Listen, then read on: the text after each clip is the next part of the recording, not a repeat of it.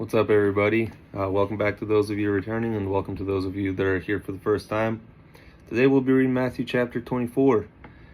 I suggest you guys buckle up for this one. It's probably going to be a little bit longer of a video, but there is tons of good stuff that I want to kind of pause and talk about. As always, I'm reading from the NLT, the New Living Translation. I also read through the 1560 Geneva Bible. That way you guys don't have to listen to me struggle through that book because it's super difficult English. Just to compare the two. Anyways, like I said, buckle up, ton of good stuff. Anyways, let's dive in.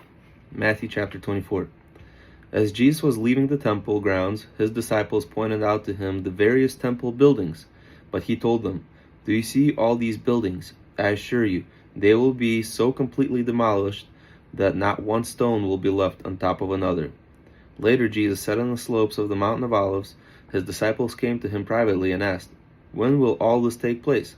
And will there be any sign ahead of time to signal your return and the end of the world?" So, interesting story. Jesus just predicted the destruction of the second temple. That doesn't happen for like 40 or 50 years after the death of Jesus, right? The Romans come in. Jerusalem already... Israel's already under the Roman occupation at this time, right? However, the Roman government is going to go in and completely destroy the temple. They destroyed it to the point to where they were taking apart every single stone to where no stone was left on top of another, right? Jesus predicts that right here. Let's continue. And Jesus told them, "Don't let anyone mislead you, for many will come in my name, saying, 'I am the Messiah.'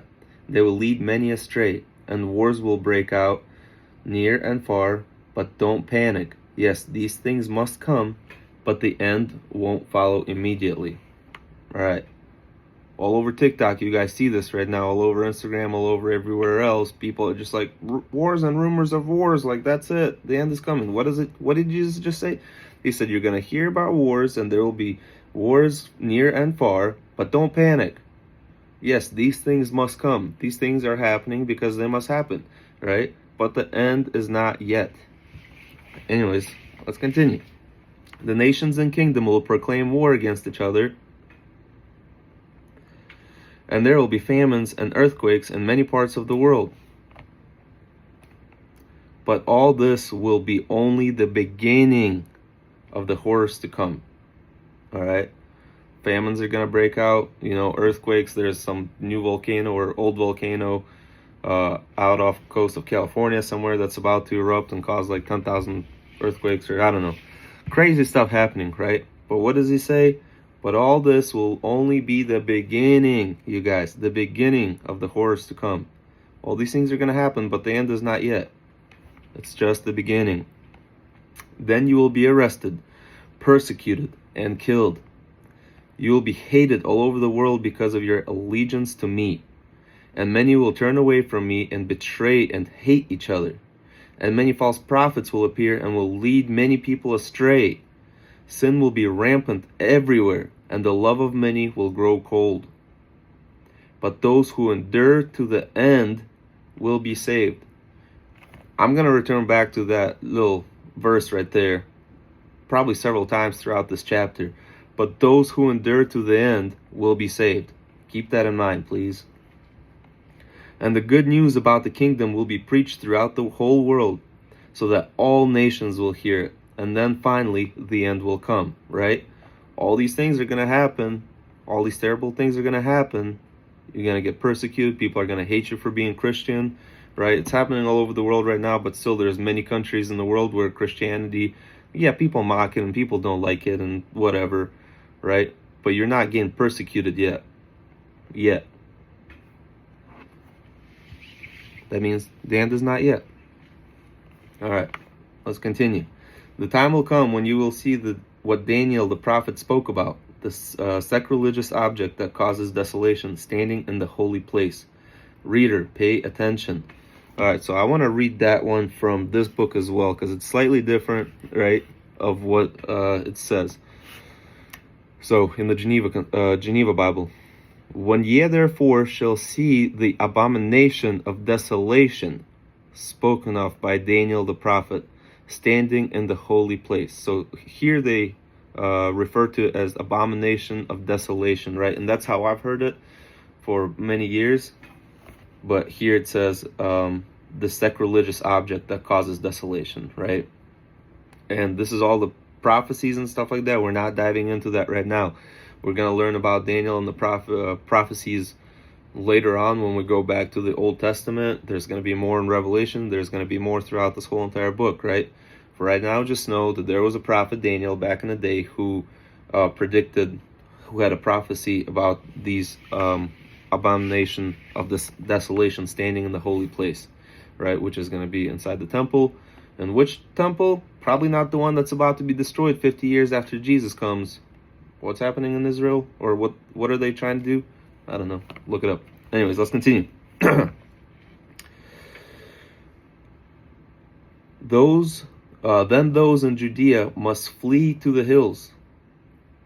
A person outside the house must not go inside to pack. A person in the field must not return even to get a coat.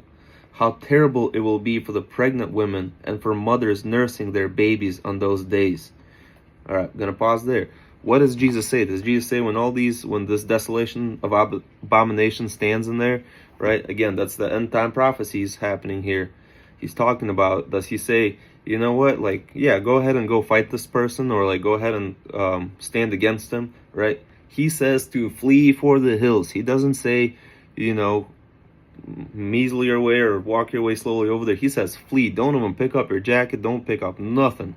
Once this abomination, desolation rises up in the holy place, flee, you guys, flee. He does not tell you to fight back or nothing like that. And this verse I found pretty interesting, right? And pray that your flight will not be in winter or on Sabbath. I was like, oh, that makes sense. This is NLT. You know, it's written in the late 1900s or translated 1996, I believe. Right, so I was like, they're trying to make people understand. So I was like, what does the book that was written 500 years ago says? That is 21. Oh, sorry, verse 20. It says here, but pray that your flight be not in the winter, neither on the Sabbath day. So I don't know exactly what kind of flight they're talking about, where humans are going to be involved. Obviously, it wasn't invented 500 years ago, right? This one kind of blew me away when I decided to dive back into the older version, right, the 1560 edition, that said, and pray that your flight will not be in winter or on Sabbath. Like, that's pretty wild.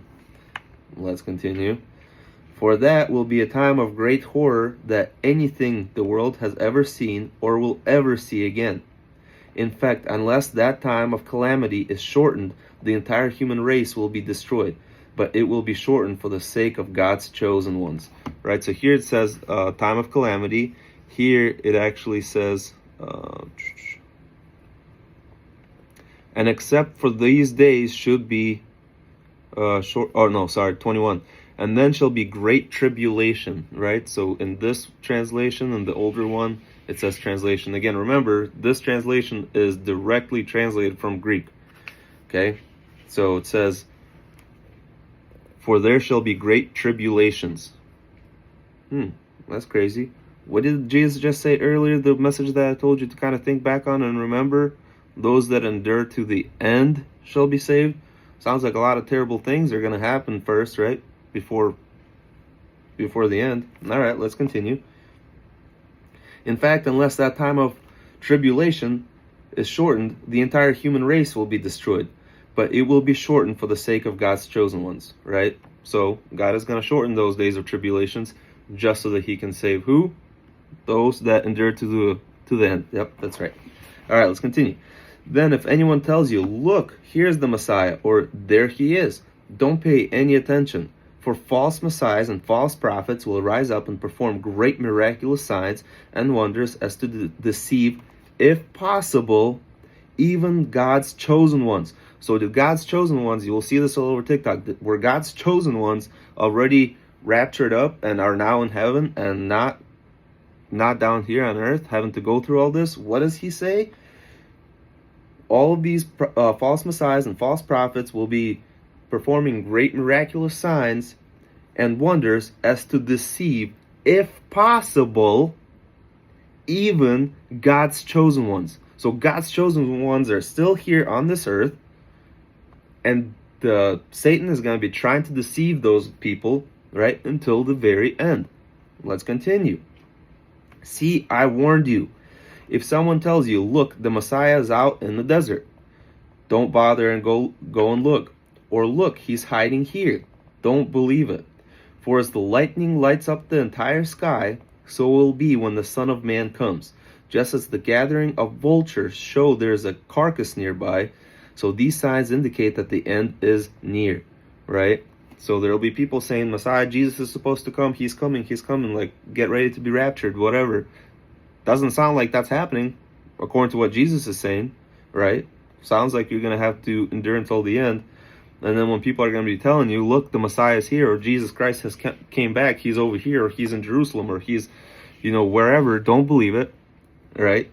Everybody's going to know when Jesus comes back. It's not going to be somebody on TikTok or somebody somewhere telling you that Jesus came back.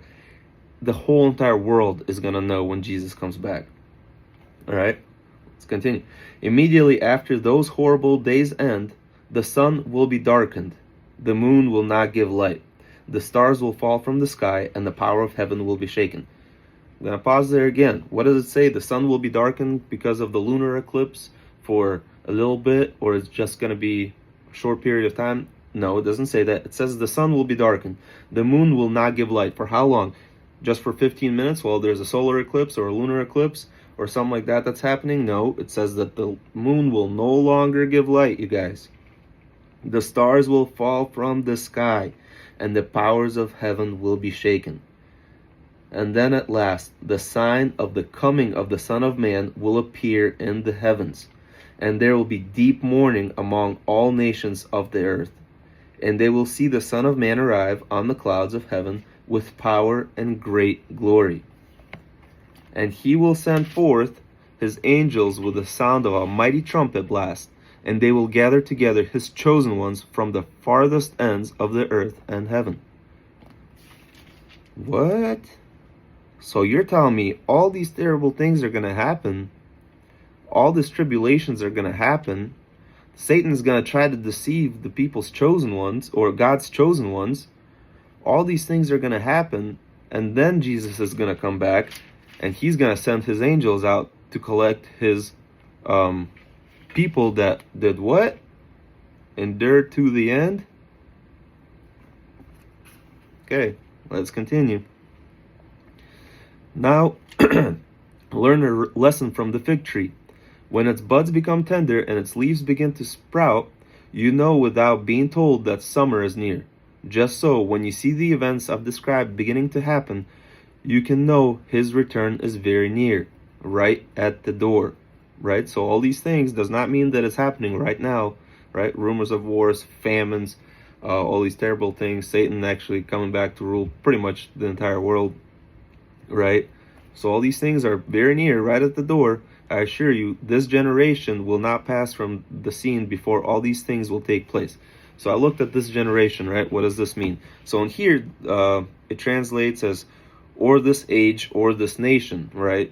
So this age, or the nation of Israel, will not pass from the scene before these things take place. However, in this Bible, it's talking about these things will not take place, such as the temple getting destroyed, right? And here they even say, like 50 years later, the temple got destroyed. All right, let's continue here. I told you guys, it's going to be a long video, and buckle up. I assure you, this generation will not pass from the scenes before all these things take place. Heaven and earth will disappear, but my words will remain forever. However, no one knows the day or the hour when these things will happen, not even the angels in heaven or the Son himself. Only the Father knows, right? So people trying to predict it, stop. Not even the angels, they don't even know. The Son himself doesn't know. Only the Father knows when these days. But, however, there will be signs of when it's actually, before it happens, right? So that you can prepare yourself. Does that mean that you need to wait until the very end to start preparing yourself? No. If Jesus is tugging at your heart right now, if the Holy Spirit is tugging at your heart right now, surrender yourself to him, accept him as your Lord and Savior, proclaim it with your mouth, right? That Jesus is God and that he got resurrected 3 days later, Do not wait. You do not know when the end comes for you specifically, right? Or when end is coming in general. Always be ready. Let's continue. When the Son of Man returns, it will be like it was in Noah's day. In those days before the flood, the people were enjoying banquets and parties and weddings right up to the time Noah entered his boat. People didn't realize what was going to happen until the flood came and swept them all away. That is the way it will be when the Son of Man comes. Nobody's going to know. People are still going to be partying. People are going to be doing whatever people want to do. They're not going to expect it. Two men will be working together in the field. One will be taken and the other left. Two women will be grinding flour at the mill. One will be taken and the other left. So be prepared, because you don't know what day your Lord is coming. Again, some people like to use this exact verse, right, to say that, look, we're going to be taken up before all these terrible things happen. Look at where it is in the chapter, you guys. I'm almost done with this chapter. Jesus said, all these things are going to happen first, and then at last I will come. And when he comes, that's when the people are going to start disappearing, right? That's when he's going to be calling up, sending out his angels to collect all the people that endured to the end. All right, let's continue. Know this, a homeowner who knew exactly when a burglar was coming would stay alert and not permit his house to be broken into. You also must be ready all the time. When? At the end? Should you wait your whole entire life and keep on partying and doing stuff until the very end and then finally submit to Jesus? No. It says all the time. For the Son of Man will come when? Least expected, you guys. When it is least expected. Who is faithful, sensible servant, with whom the master can give the responsibility of managing his household and feeding his family. If the master returns and finds that the servant has done a good job, there will be a reward. I assure you, the master will put that servant in charge of all he owns. But if the servant is evil and thinks my master won't be back for a while and begins oppressing the other servants, partying, and getting drunk, well, the master will return unannounced and unexpected. He will tear the servant apart and banish him with the hypocrites. In the place there will be weeping and gnashing of teeth. All right, you guys, like I told you, buckle up. This is going to be a long chapter. Also, one thing that I wanted to point out, which my wife is new to faith, right? And she didn't really know the meaning of the rainbow. And my daughter wanted to get a little necklace. So she picked out a necklace because she's getting potty trained and stuff like that. So she went and picked out a little necklace and it had a rainbow on it. And I wanted to, make sure my wife teaches the kids what the rainbow actually means. And she's like, yeah, I know, it's, for the whole entire pride thing. And I said, no. The rainbow was a covenant of God to Moses and to all the people to follow, that he will not flood the earth ever again, right? We're going to learn about Noah and the flood and stuff like that way later when we go back to the Old Testament. But the covenant, the rainbow, is a covenant of God.